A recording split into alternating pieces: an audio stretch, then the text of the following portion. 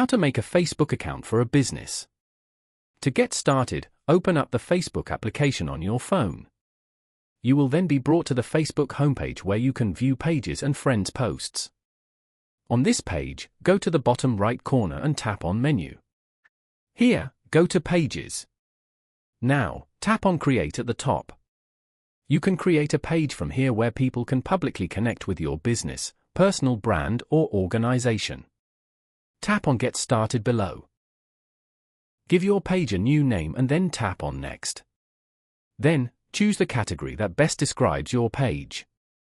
For example, clothing. After that, tap on Create below.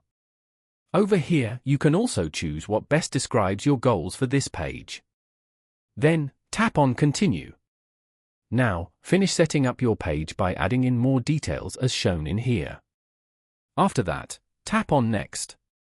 You can now customize and invite friends to your page. Once you're done, tap on Done at the bottom. You have now successfully created a Facebook business page. Following these steps, you can easily make a Facebook account for a business.